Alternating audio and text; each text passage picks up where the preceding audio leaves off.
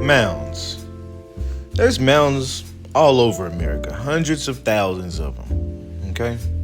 Now that got me thinking, are there any mounds in Africa? Well, when you Google it, it says yes, there are termite mounds in Africa, okay? And they look something like this. Pretty horrible indeed. And Africa claims to be where humanity started, where civilization itself started. Now, first of all, they try to claim what goes on in Egypt. Egypt, of course, as we can tell, is closer to Arabia and Europe than it is to where most people live below this here desert. Most people didn't cross this desert, if anybody crossed the desert, one. Two, if they wanted to get around there, they would have had to travel around the coastline to get there. So who's closer to this? It would be people who would have already been up here. They could have easily traveled there to Egypt. Could have easily just went across the water, went around the coastline, whatever, from Europe. So they don't really have hardly any prehistoric structures or anything major in Africa besides something way up there.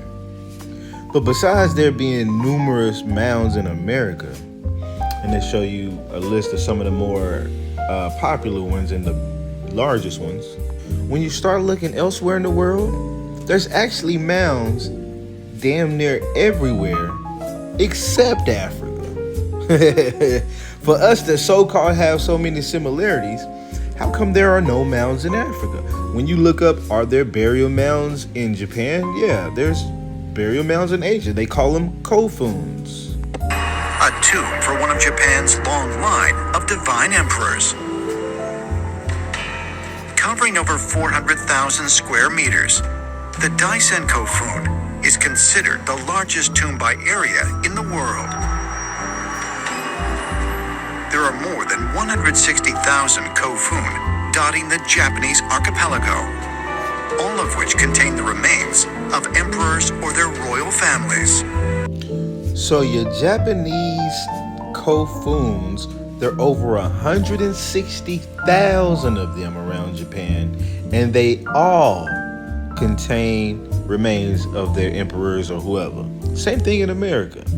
Not all of them contain people of just such high degree, but there's many of them did contain the remains of the chiefs and things of that nature.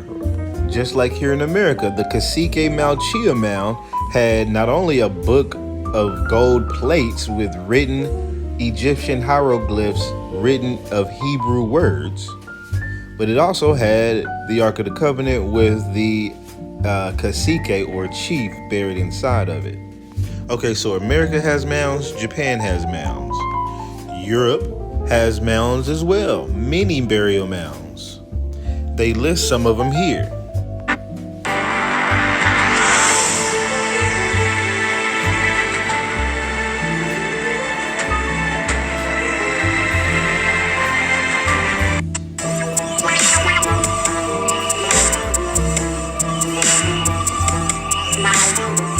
You got mounds in China, and the mounds hold their emperors and things of that nature. It even says that with some of these featuring step-like structures reminiscent of Mesoamerican pyramids, which means they likely got it from America. And there's also burial mounds in your so-called India or Bharat or Hindustan. And they list some of the more prominent mounds below. So think about this. They want you to believe that these people were the first people on this planet. They didn't build mounds. They didn't build pyramids either. The pyramids are way up there. These people don't have any buildings down here. They don't have any major structures. They don't have any pyramids. They don't have any mounds. They don't have any food. They don't have any water. And the only kind of mounds they can seem to come up with are these. And even when you look up their old structures, yeah, like on top of that, besides the Egyptian stuff, these are kind of the things that you see that they list as the oldest structures in Africa. What the hell is this? What the hell is these little knobs sticking out everywhere? Is that what you climb up? What are you climbing up to? This is what they do. This is their structures. There's no geometric pattern. There's no direct shape that's perfect. All of these are lopsided as whatever they are, cones, and just a freaking mess. This is another one of their most famous structures. It's really just a two-story house.